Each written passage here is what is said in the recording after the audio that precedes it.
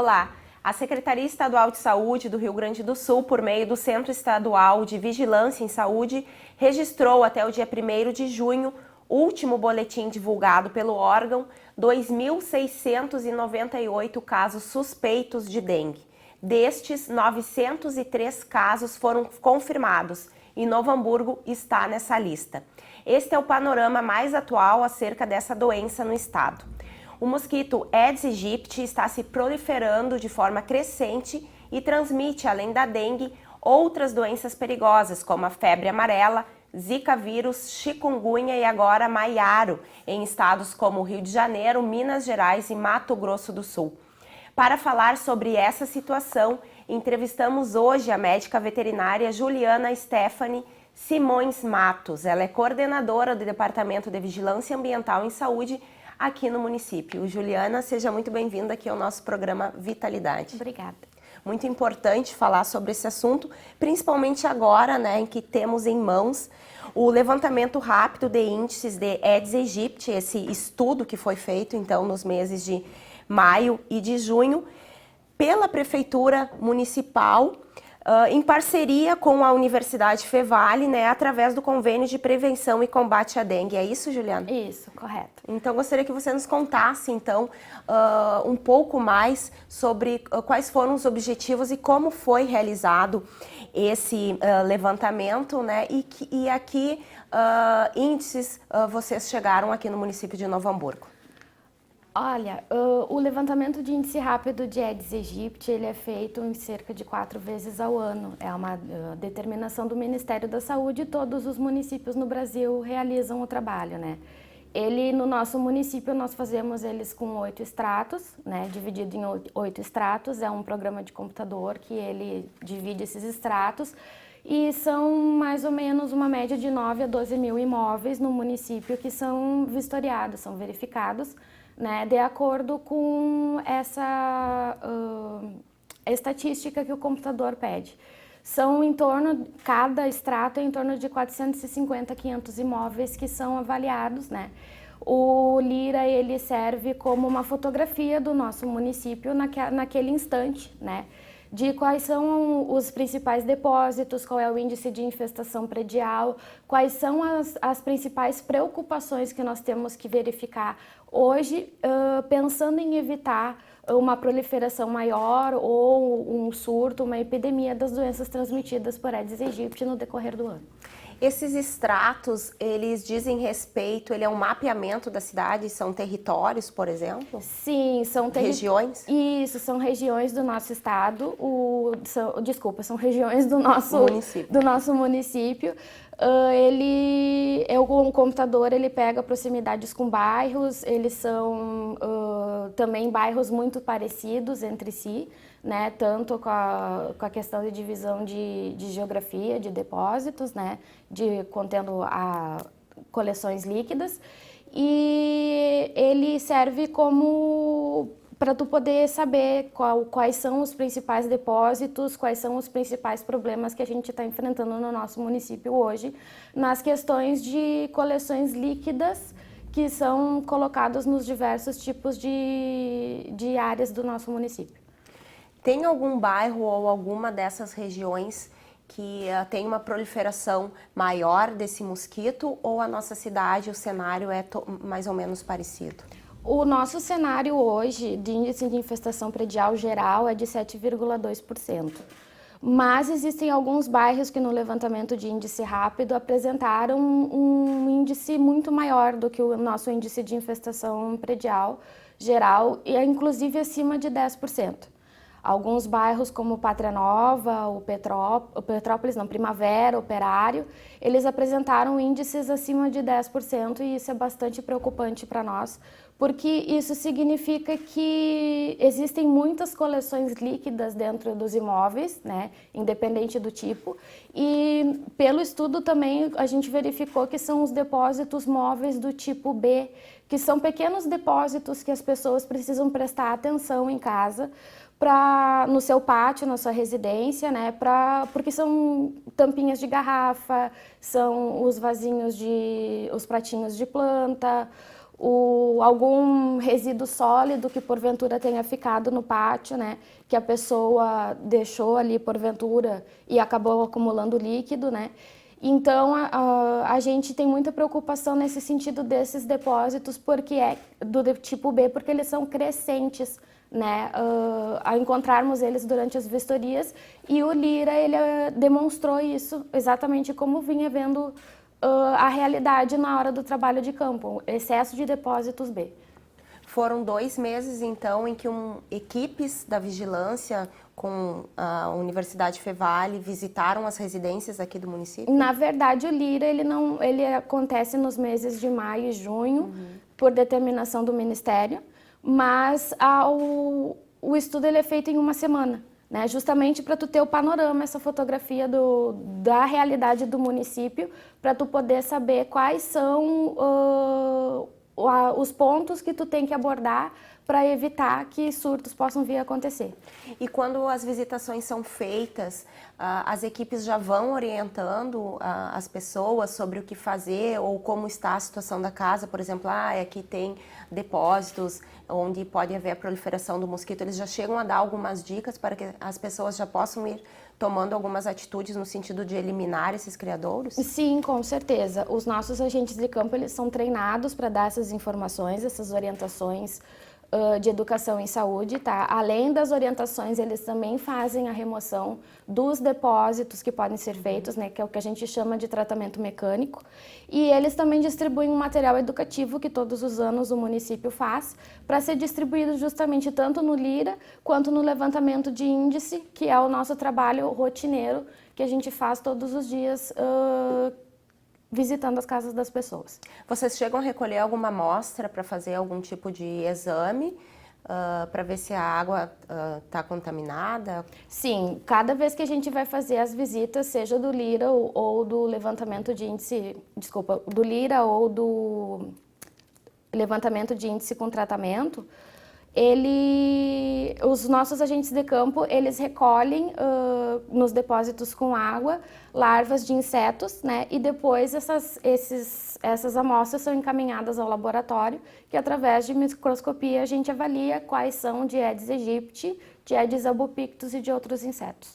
Tanto o Aedes aegypti quanto o albopictus, eles podem transmitir essas doenças, dengue, chikungunya, zika vírus, febre amarela, ou não, só o Aedes? O Aedes aegypti e o Aedes albopictus em algumas regiões do mundo, principalmente na África, sim, foi verificado que eles transmitem, né, as principais doenças que o Aedes aegypti também transmite, né? E o albopictus no nosso país ele não foi identificado como transmissor de nenhuma doença, só o Aedes aegypti. E não há, assim, no nosso país também, como o Aedes albopictus como transmissor de febre amarela. Só o Aedes aegypti. Mas eles são fisicamente, assim, muito parecidos, Sim. né? O albopictus também, ele é pintadinho, tem as pernas longas. Tem como fazer uma diferenciação a pessoa leiga, por exemplo? Sim, na verdade, um leigo, ele fica bastante complicado, difícil dele fazer a diferenciação, né? Porque o Aedes aegypti, ele tem um formato de lira com uma faixa no meio do dorso dele, e o Aedes albopictus, ele tem somente a faixa no meio do dorso do inseto. Então, essa é a principal diferenciação das formas adultas, né? Mas fica bastante difícil uma pessoa leiga sem um conhecimento técnico. Sem um conhecimento técnico e sem um material adequado fazer a diferenciação entre um e outro. Geralmente o que as pessoas observam mais é se tem as patinhas brancas e também pelo fato do Aedes ele ser um mosquito maior, né, do que os outros. Aparentemente. Na verdade, as pessoas elas fazem bastante confusão, inclusive com outras espécies de mosquitos, né?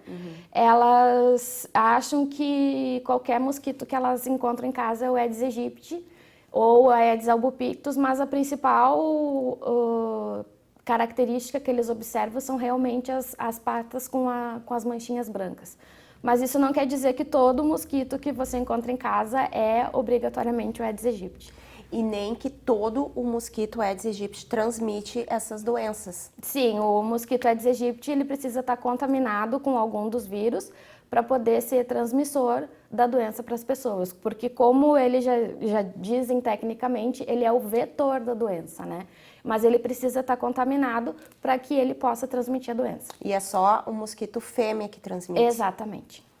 E falando um pouco sobre os hábitos desse mosquito, ele é um mosquito mais de hábito diurno, noturno, como as pessoas podem fazer, claro, além de evitar esses criadouros em casas com pneus, com água, recipientes, né? Tá sempre atenta, principalmente agora nas épocas de chuva, para que não haja essa acumulação. Que outras ações, tanto física, elas podem fazer, quanto outras formas de proteção para se defender um pouco, então, de picadas desse mosquito e da própria proliferação desses insetos? Bom, quanto à proliferação do inseto, não existe mágica que nem a gente costuma dizer. Tu realmente tem que evitar os criadouros com água parada, porque o Aedes aegypti, dentro do ciclo dele, ele coloca os ovos dele dentro dos recipientes com água. Então não existe muito segredo para tu poder combater a proliferação dele, é realmente evitar os depósitos com água parada. Mas para as pessoas poderem se proteger, existem algumas medidas que a gente chamaria de paliativas, né?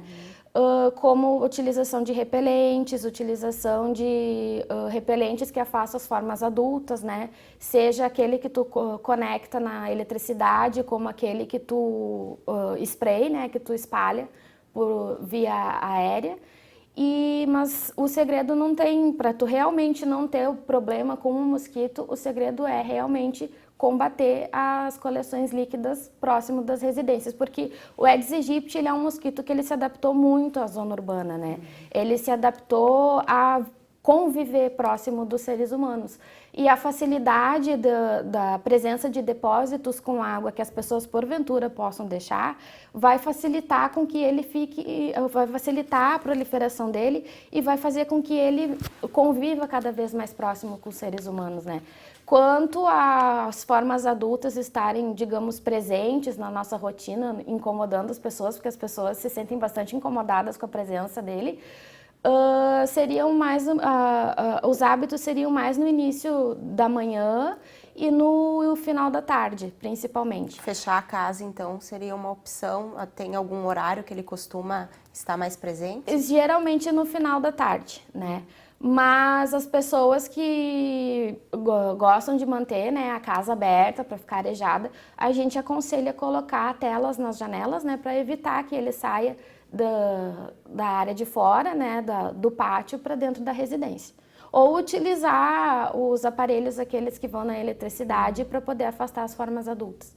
A gente pensa que a proliferação maior acontece durante o verão, né? Estamos nos aproximando do inverno e a gente tem visto seguidamente na mídia informações de como o mosquito está se proliferando, né? E o resultado a gente vê em boletins como esse divulgado pela Secretaria de Saúde do Estado do Rio Grande do Sul, na efetivação de doenças, né? Exatamente. Tanto da dengue quanto das outras que nós vamos falar daqui a pouquinho mais. Vocês têm algum diagnóstico de por que esses bairros no município, como o Operário, Pátria Nova e outros que vocês falaram, têm uma incidência maior desse mosquito?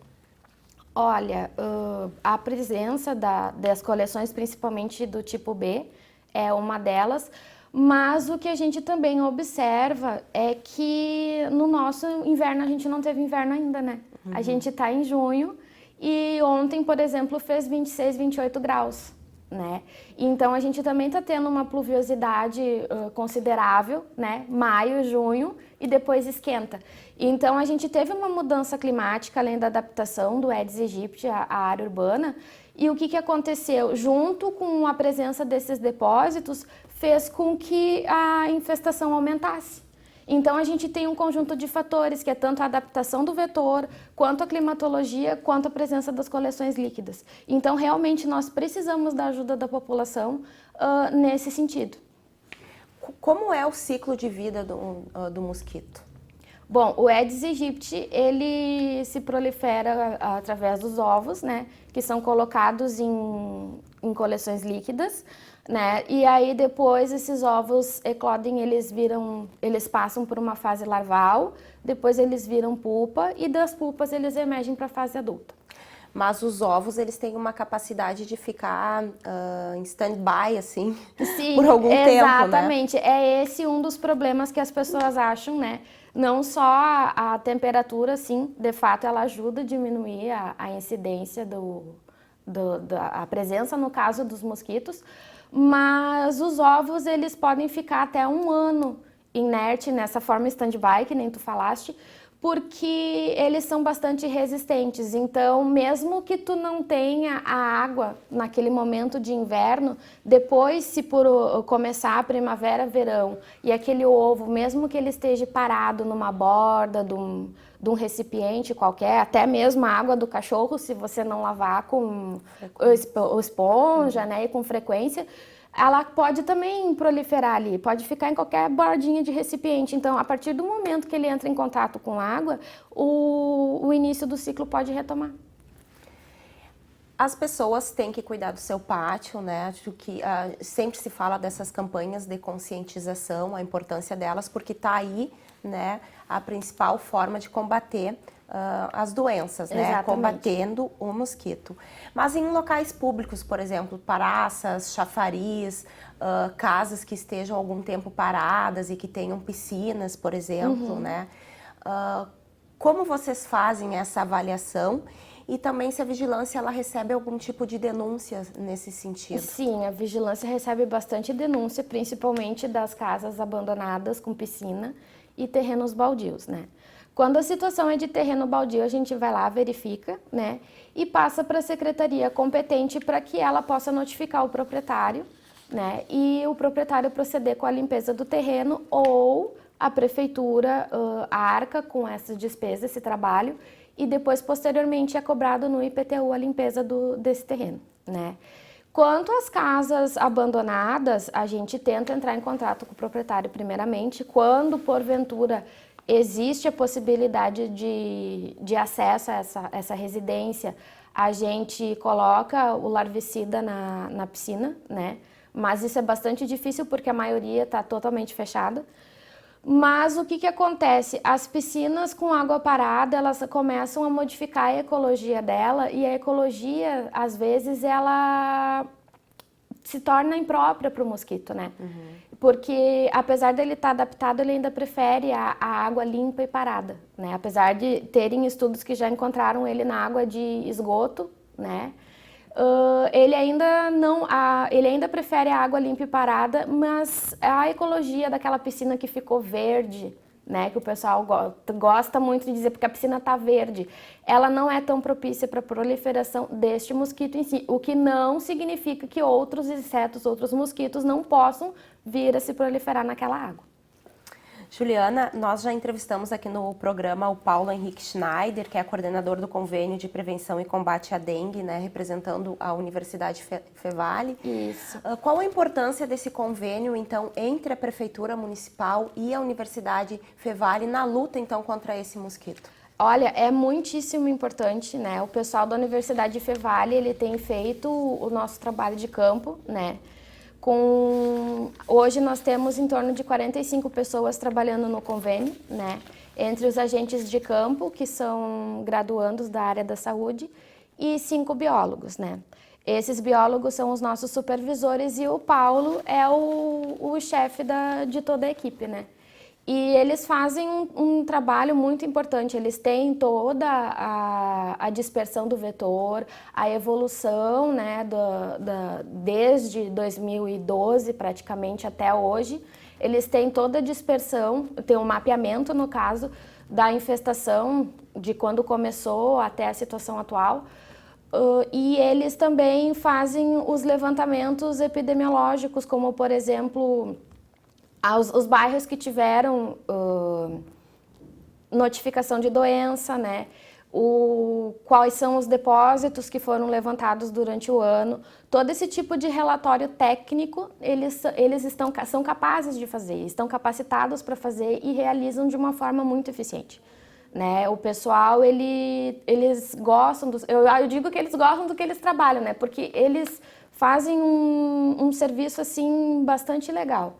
E também eles atuam junto da nossa comunidade fazendo a orientação nas residências que tu Trabalho comentaste. educacional também, O trabalho educacional eles fazem também, que é um trabalho que é em conjunto com o levantamento de índice com tratamento.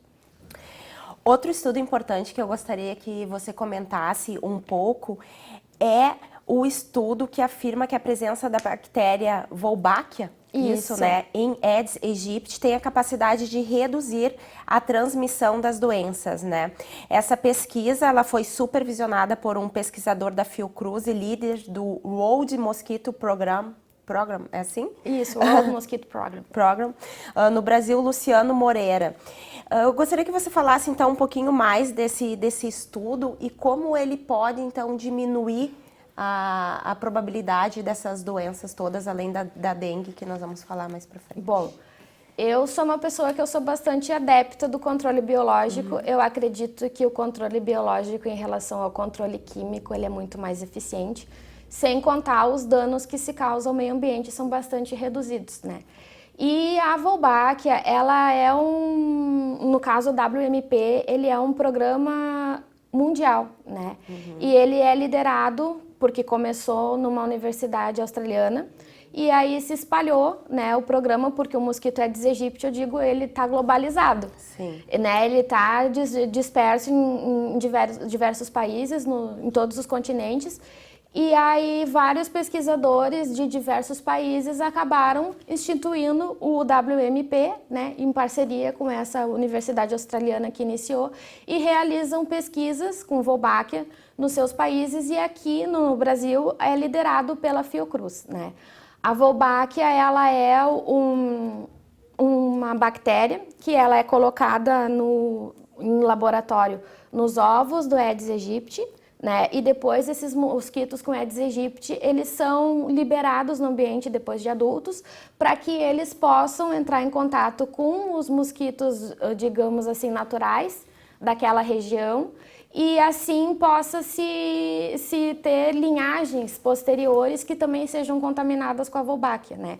O que acontece? A presença da Wolbachia no Aedes aegypti vai evitar a replicação dos vírus, né? Dengue, Zika, principalmente dentro do Aedes aegypti, ou seja, no caso do mosquito fêmea, se essa bactéria está presente, a probabilidade dele mesmo contaminado com esses vírus chegar e contaminar uma pessoa, né, um paciente zero, que nem a gente chama, e depois provocar um surto diminui bastante. E essa liberação desses mosquitos na natureza, ela já chegou a ser realizada alguma vez ou ela ainda está sendo planejada? Ela já chegou a ser liberada em algumas cidades do país, né? Rio de Janeiro, Campo Grande e principalmente Rio de Janeiro, mas ela ainda está em fase experimental. A Fiocruz tem uma parceria com o Ministério da Saúde, mas o controle biológico ele ainda não é considerado uma forma oficial de combate ao Aedes aegypti, né, de acordo com as diretrizes do nosso Ministério da Saúde. Mas sim, está se investindo nas pesquisas com Wolbachia, porque já se observou que, além de diminuir, né, a probabilidade da disseminação das doenças, com o tempo também diminui a infestação, porque dentro das linhagens posteriores da soltura com os mosquitos adultos com Wolbachia, acontece que com o decorrer do tempo, além de contaminar o mosquito e diminuir a replicação dos vírus dentro dele, algumas linhagens posteriores elas vão fazer com que não haja eclosão dos ovos. Então, automaticamente, com o passar do tempo, vai diminuir a infestação. Mas isso é médio e longo prazo, não é uma coisa imediata. De imediato, né, com a Wolbachia, o que se consegue é segurar a replicação viral dentro dos mosquitos que possivelmente possam estar contaminados. É mais uma alternativa no combate, então, a todas essas doenças transmitidas. Sim, com certeza. E eu considero ela a mais eficiente de todas, né?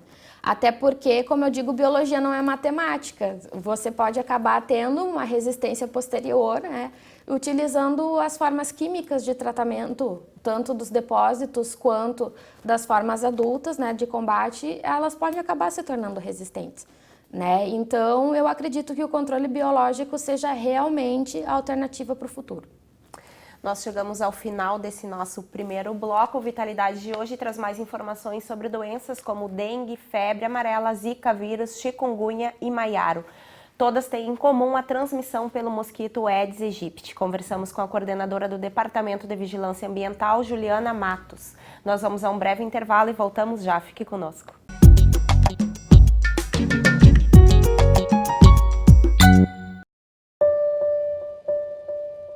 Eu fiquei muito feliz, só que preocupada ao mesmo tempo. Aquele sonho que eu tinha meio que me assustou, sabe? Foi um baque. Para mim foi tranquilo saber que eu ia ser pai. Meu nome é Tainara, tenho 22 anos e estou gestante de 29 semanas. A gestante, ela tem direito a fazer o pré-natal, no mínimo 9 consultas. Eu cuidando da minha saúde, eu cuido da saúde da minha bebê. Se ela fizer um pré-natal bem feito, é certeza que o parto vai ser tranquilo. Uma alegria imensa, é muito bom, uma sensação maravilhosa, muito bom, muito bom. Um momento único, com muita saúde, alegria e muito amor.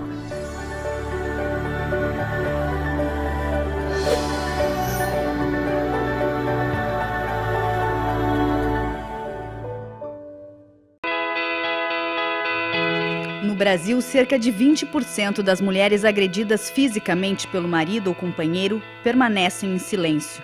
O país é o 5º colocado em números de feminicídio. Fale agora ou podem te calar para sempre. Uma campanha da Procuradoria Especial da Mulher da Câmara de Novo Hamburgo pelo fim da violência doméstica. Denuncie ligando para 3594-0560 ou Disque 180. Apoio Movimento Eles por Elas de Solidariedade da ONU Mulheres pela Igualdade de Gênero. Realização Câmara Municipal de Novo Hamburgo.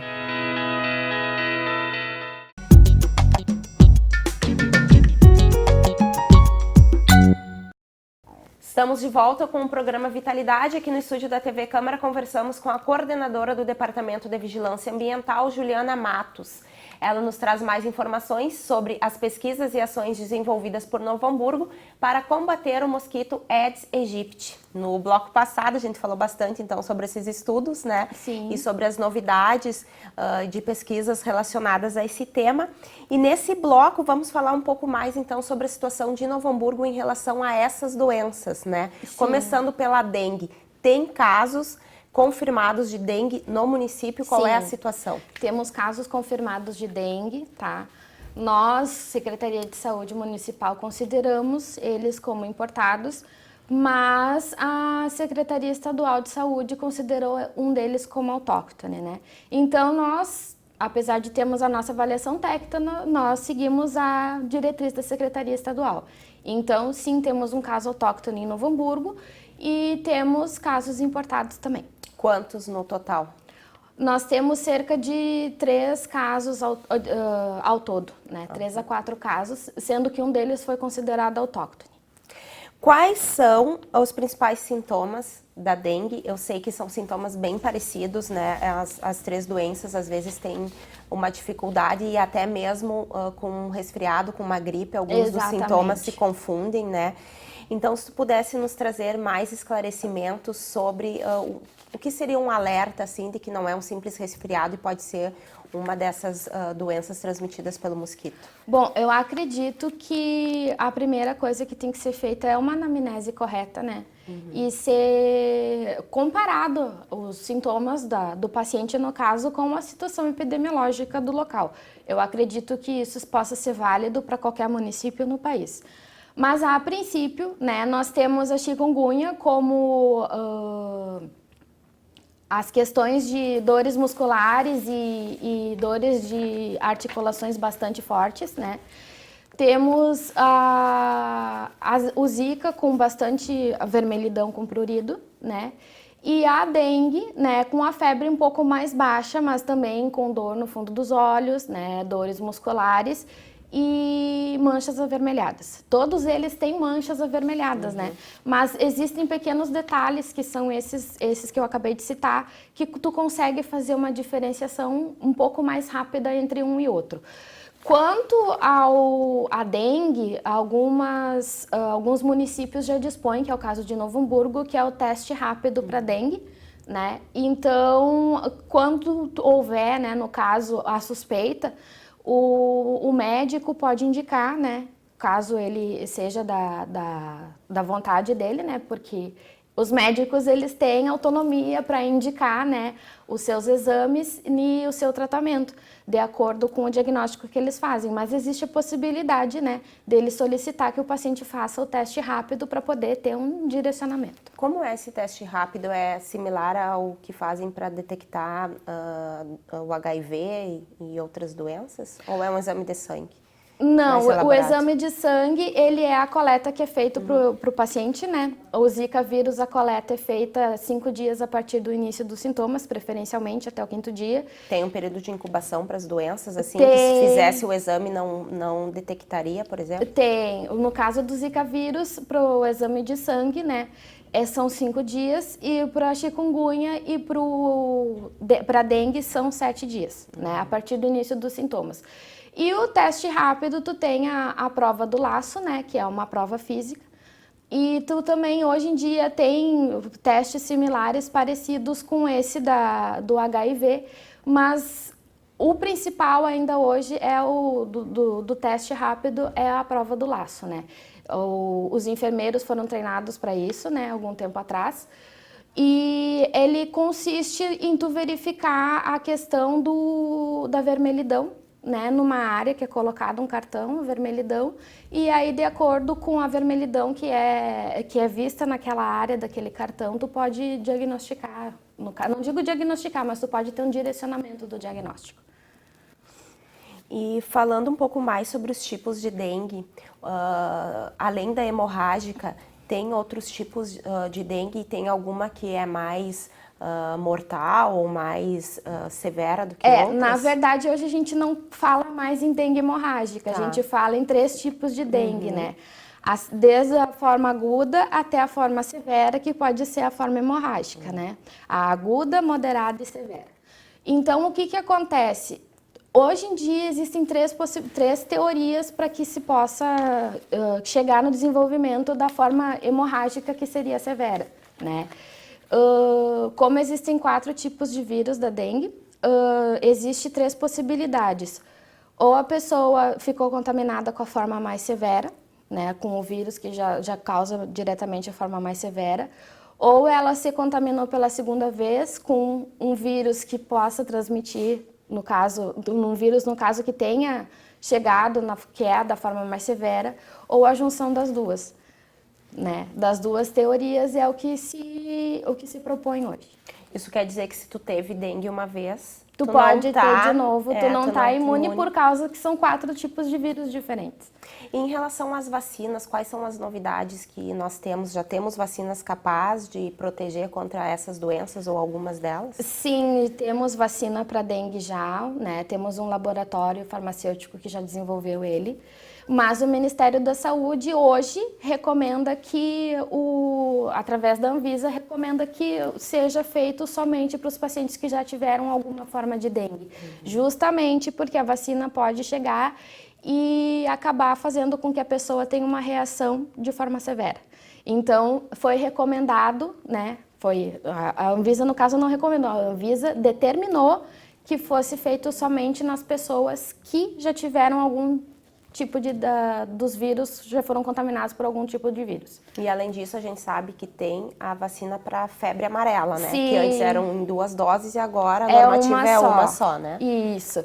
Alguns estudos muitíssimo recentes, inclusive feitos pela Fiocruz, eles dizem que a vacina da febre amarela, ela pode, né, diminuir, não digo diminuir, eu digo tornar menos severos os sintomas do Zika, né?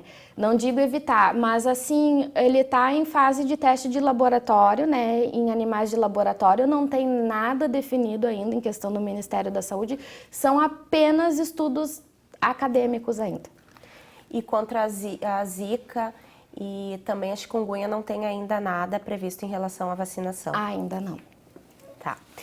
Vou trazer outros dados agora, também da Secretaria, no último boletim que foi divulgado, né, que eles falam em boletim número 22, que seria até dia 1º de junho, que fala que no Rio Grande do Sul, em relação à febre de chikungunya, notificou 192 casos, né, sendo 6 desses confirmados importados, né, 144 descartados e 42 continuam com investigação diagnóstica. Isso quer dizer que não tem nenhum caso oriundo aqui do Rio Grande do Sul, né? Foram pessoas que viajaram, quando eles falam importados é que viajaram para outro local e trouxeram desses estados ou de um outro país a doença para cá. Exatamente. Isso? Isso, exatamente. Quais os sintomas, então, da chikungunya? Vamos falar um pouquinho em relação a Novo Hamburgo, se vocês têm algum índice. Olha, esse ano a gente não teve, né, nenhum caso confirmado de chikungunya, né? Já tivemos em outros anos, né, principalmente 2016, casos de Zika e de chikungunya confirmados no município, né? E alguns casos de Zika, inclusive autóctones, né? Mas esse ano não tivemos nenhum caso de chikungunya. Como eu comentei antes, a chikungunya, a principal, né, característica dela que as pessoas reclamam da sintomatologia é as dores articulares bastante fortes, né? E no caso, ela tem a vermelhidão, mas ela não tem prurido. E a febre é um pouco mais alta, acima de 38,5, 39, né? Diferente da dengue, que a febre já é mais baixa do que isso. A chikungunya, ela costuma deixar sequelas, por exemplo, dores nas articulações, Com assim, certeza. mesmo após a doença ter passado, né? Sim, mesmo depois da finalização dos sintomas, né, que a pessoa pode ser considerada assim, não... Como é que eu posso explicar? Mesmo que tu considere que a pessoa não tenha mais os sintomas, né? A chikungunya tem casos, principalmente na África, onde ela surgiu, que as pessoas ficaram em torno de 10 anos com as dores nas articulações, né? E ela é chamada de chikungunya, né? Um dos motivos porque as pessoas ficam curvadas, né? De tanta dor que elas tiveram, elas ficam curvadas, né? Elas se encolhem de tanta dor. E não é o caso de nenhum caso que nós tivemos em Novo Hamburgo, né? Não é a situação nossa. Mas sim, ela causa dores articulares e podem perdurar anos, inclusive perdendo a vida laboral da pessoa, né? Atrapalhando a vida laboral dela, porque tu não consegue trabalhar por causa das dores. E tem alguma diferenciação em relação à febre amarela ou os sintomas são parecidos das duas? São diferentes, né? São diferentes. A febre amarela, ela também pode ser transmitida por outros mosquitos, né? Na zona urbana, ela é só transmitida pelo Aedes aegypti, mas elas são sintomas diferentes. E como existe a vacinação para a febre amarela, né? É pouco provável que uma pessoa, a não ser que ela viaje para um local endêmico, que ela vai desenvolver a doença, né? Mas são sintomas bastante diferentes. Falando um pouquinho agora do Zika vírus, né? Segundo esse relatório, temos 75 casos suspeitos, um caso confirmado autóctone, residente no município de Gravataí, né? E Isso. 27 casos descartados laboratorialmente e 47 ainda continuam sob investigação. No caso específico do Zika vírus, tem uma preocupação maior em relação às As mulheres que estão gestantes. grávidas, né? Por toda Isso. aquela problemática de crianças que teriam nascido com microcefalias em função das mães terem sido acometidas por essa doença. O que você teria a nos falar em relação, então, ao Zika? Bom, o Zika vírus, ele pode sim, além da acometer as gestantes, também pode causar a síndrome de Guillain-Barré, né? Que ela é uma afecção não. Eu digo é um agravo, né? Que ela é com sintomas neurológicos. E o que eu posso aconselhar para as mãezinhas, né? Porque nós temos os vírus circulando, os 3 no estado, é que elas utilizem repelente, né? Porque o que acontece? A mulher, quando ela fica grávida, a imunidade dela tende a baixar, né? E todos os vírus, de forma geral, eles utilizam a maquinaria das células, né? Humanas ou animais, enfim, para poder se multiplicar e se desenvolver. Então, obrigatoriamente, ele precisa de uma outra célula para se replicar. E como as mulheres, no período de gravidez, elas ficam nessa sensibilidade maior, acaba acontecendo que o vírus pode acabar se replicando, né, e passando, né, a barreira placentária e afetando o neném que está se desenvolvendo. Sobre a síndrome de Guillain-Barré que você falou, por que algumas pessoas chegam a desenvolver e outras não? É porque a síndrome de Guillain-Barré, ela se desenvolve principalmente, não unicamente, a partir de uma infecção de um vírus ou de uma bactéria, né, que acaba cometendo essas alterações neurológicas, né? Então, ela chega nesse sentido justamente por causa de uma infecção, né? Prioritariamente por causa de vírus ou de bactéria. Claro que todas as doenças, inclusive a febre amarela, que segundo o relatório, neste mesmo período foram notificados 15 casos e todos eles descartados laboratorialmente, né? São doenças perigosas, né? Sim. Mas teria alguma dela que seria mais perigosa do que a outra, por exemplo, ou depende da fase, se é gestante, né, o perigo maior seria com o Zika vírus e no caso delas acometerem crianças, por exemplo? Olha, na minha concepção, eu não faço diferenciação entre uma ser mais grave ou não. O que acontece? É justamente como tu comentaste. Existe períodos que se ela se contaminar, ou a gestante, né, ou a pessoa, ela pode ter uma probabilidade de causar, né, uma sequela maior. Então, depende muito da fase de desenvolvimento da pessoa. No caso das gestantes, elas têm essa sensibilidade, né, essa possibilidade de transpassar a barreira placentária e acabar alterando o desenvolvimento do feto. A microcefalia, por ela ser uma consequência muito visível, né, e que choca as pessoas tendem a considerar ela como se ela fosse a mais grave de todas, mas não é. Existem estudos que já determinaram que crianças cuja mãe teve contato com o Zika vírus, mas não desenvolveram microcefalia, elas tiveram outros sintomas. Algumas tiveram problemas de audição, ficando inclusive surdas. Posteriormente tiveram convulsões, né? Tiveram alterações neurológicas diversas, justamente por causa dessa contaminação. Então a forma física delas não foi afetada, né, que é o que choca as pessoas, mas ela não significa que não existam outras consequências para o resto da vida dessa criança.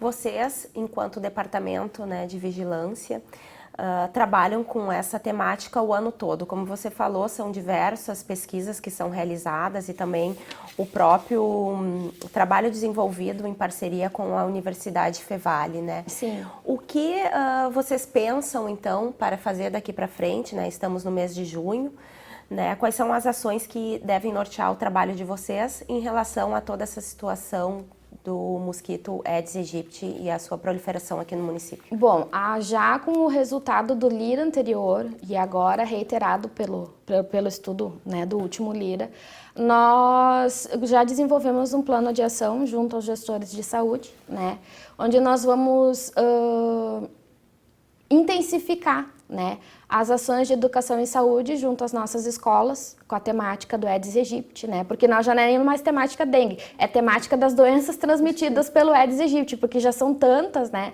Que a gente vai tratar desses assuntos junto às escolas. Já entramos em contato com o coletivo educador da educação ambiental, da Secretaria Municipal de Educação. Vamos desenvolver também outros trabalhos que envolvem a redefinição, né, de alguns pontos estratégicos, né, que são pontos que são como floriculturas, borracharias, locais que por si só já acumulam, né, líquidos de diversas formas, né, porque a floricultura tem as suas plantas, as borracharias, os pneus, né, o ferro velho, né, que nem todo mundo chama, tem os diversos veículos que já não são mais úteis, que podem acumular água, né? Então, a gente vai rever esses pontos estratégicos para ver se não precisamos colocar mais alguns, né? E também nós vamos contratar uma empresa para poder fazer a borrifação, não digo borrifação, mas para fazer o trabalho de UBV costal, junto com com o PVE, que é a pesquisa vetorial especial. O que é isso? Cada vez que existe a notificação de uma suspeita de uma das doenças transmitidas por Aedes aegypti, a gente vai até o entorno da residência da pessoa e faz uma pesquisa, né, dentro daquelas residências num raio de 300 metros em média, né? Então, cada vez que você faz isso, além de fazer o tratamento que já é feito, né, rotineiramente, que é o tratamento mecânico e o tratamento químico, nós vamos começar a fazer o BV costal, que é aquela máquina que uma pessoa pega e faz a borrifação, né, nesse raio de 300 metros. Né? Estamos também chamando mais um agente de endemias concursado e vamos emitir um alerta epidemiológico junto com a vigilância epidemiológica do município para as unidades de saúde, mostrando quais são os sintomas de dengue, zika, chikungunya, qual é a rotina de notificação, né, o fluxo de notificação e também a situação ambiental atual em relação ao município, né, que são os dados que a gente tem no Lira para que toda a rede consiga conversar de forma integrada para saber quais são os fluxos, né. E né, nós também estamos tentando um contato com a Fiocruz para ver se a gente consegue trazer a Wolbachia para cá, né? Ainda são tratativas, não temos nada confirmado ainda, né? Mas o Departamento de Vigilância Ambiental, com o apoio da Secretaria Municipal de Saúde, fez o primeiro contato com a Fiocruz e nós estamos aguardando a documentação que a Fiocruz encaminha aos municípios para ver se existe a possibilidade de nós firmarmos alguma parceria para ver se nós conseguimos fazer o controle biológico com a Wolbachia, né? Até porque nós, diferentemente de outros locais onde eles já fizeram os estudos, né, como Rio de Janeiro e Campo Grande, que são cidades tropicais, né, de clima tropical e bastante quentes, o município de Novo Hamburgo, além de nós termos o apoio, né, da Universidade Fevale, né, temos o apoio de uma instituição acadêmica, né, de ensino superior e de pesquisa, né, e temos também um clima bastante diferente. Nós tivemos também essa climatologia, essa meteorologia diferenciada, que também ajudou a fazer com que, que o índice de infestação fosse mais alto, né? E que o mosquito se dispersasse bastante. Nós temos algumas características diferentes em relação aos locais, né? Que foram feitos os primeiros estudos, né, as primeiras liberações do mosquito com Wolbachia. Então, nós entramos em contato já com a Fiocruz gostou bastante, né, do interesse do município e nós estamos em tratativas, né, esperamos que seja de êxito essas tratativas para que a gente consiga trazer, né, a Wolbachia para o nosso município, né, os mosquitos contaminados com Wolbachia, para que os índices eles reduzam, né, porque ela é gritante a situação, né, em Novo Hamburgo, mas não é uma coisa que foi, digamos assim, inércia da administração pública, né. Nós temos um vetor extremamente adaptado, nós tivemos uma climatologia que ela foi bastante adversa, né, porque junho é mês de frio, né? E junto com a dispersão dos depósitos, o que acontece?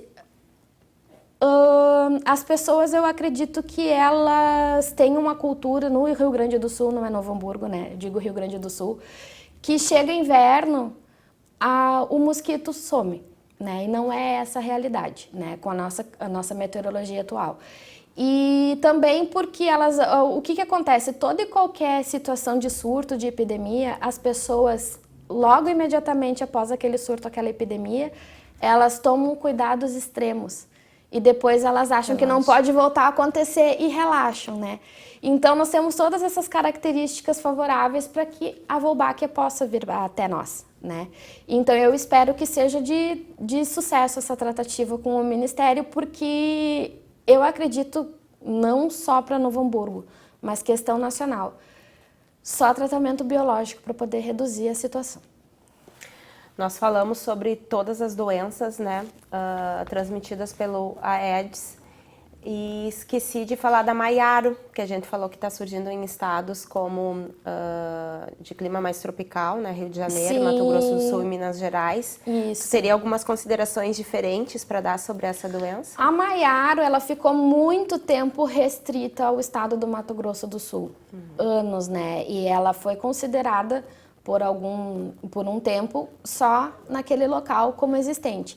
Só que também com a Fiocruz, né, como sempre, despontando nas pesquisas, eles começaram a fazer o monitoramento, né, dos vírus das pessoas que estavam contaminadas, né, no caso, cada vez que você tem uma suspeita, você tem que ir encaminhar uma amostra para que seja avaliada pelo laboratório, né?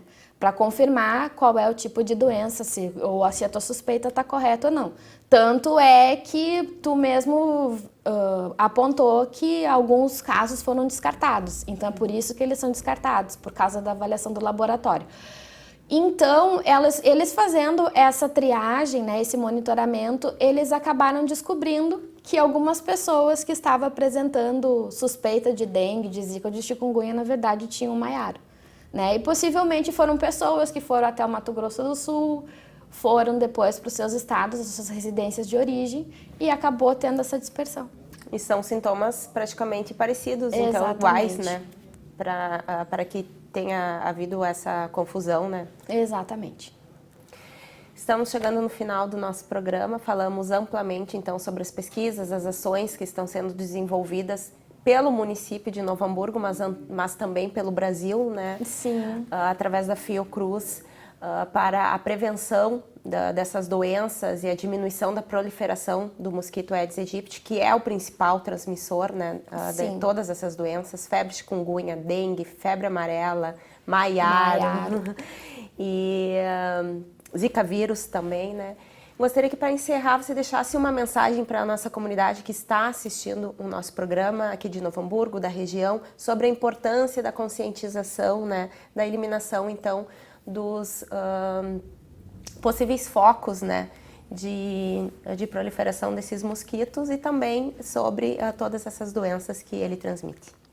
Bom, eu gostaria de solicitar o apoio da comunidade hamburguense, né, e quanto a evitar as coleções líquidas nas suas casas, né? Os seus potinhos de água parada, as tampinhas, as plantas, né? Colocar terra ou areia nos vasinhos, evitar qualquer gênero de água parada em casa, porque nós podemos ter água parada desde da tampinha até a calha, né? Ralos, já foi encontrado Aedes aegypti em ralo em casa, né? Em Novo Hamburgo, né? Então, eu tenho só para solicitar para a nossa comunidade essa nossa parceira, né, nessa situação de prevenção, né, da proliferação do Aedes aegypti, porque por mais que nós façamos a nossa parte, né, eu acredito que também nós precisamos da nossa comunidade como parceiro, porque nós não podemos estar 24 horas, né, dentro da residência de cada cidadão de Novo Hamburgo, né? E a própria legislação sanitária já afirma que a pessoa ela é responsável pela salubridade do seu imóvel, né? Mas nós trabalhamos sempre com educação em saúde, nunca como uma forma punitiva logo de imediato, exatamente.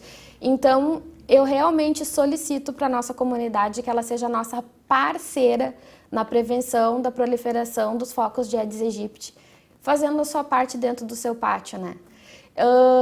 O Ministério da Saúde tem a chamada, né? O sábado, dia da faxina, né? Então a gente pede que a comunidade olhe com carinho, né, para o seu pátio, para a sua residência, e que, se porventura tenha alguma denúncia para fazer, entre em contato com a Ouvidoria da Saúde pelo 998-316-500, que é o nosso canal para receber as denúncias. Esse contato, ele é feito diretamente com a Vigilância Ambiental e Saúde? Não, ele é feito direto com a Ouvidoria da Saúde, tá? A partir do momento que a pessoa liga para esse número, ela recebe um número de protocolo e pode acompanhar o andamento da denúncia, né? Algumas denúncias, elas são feitas de acordo com os bairros que são trabalhados, né, durante o ano, né? Esse período nós vamos visitar o bairro Boa Vista. Então, o pessoal faz algumas denúncias do bairro Boa Vista, né? Nós, da Vigilância Ambiental, também trabalhamos a questão de algumas denúncias, né? Não só a Universidade Fevale. A Universidade Fevale, ela nos dá mais um amparo técnico, né? Então, nós também vamos em alguns bairros também durante o ano. Juliana, muito obrigada pela sua participação aqui no Vitalidade e por todos esses esclarecimentos que nos trouxe hoje. Eu quem agradeço, estamos sempre disponíveis para poder esclarecer todos os assuntos para a comunidade.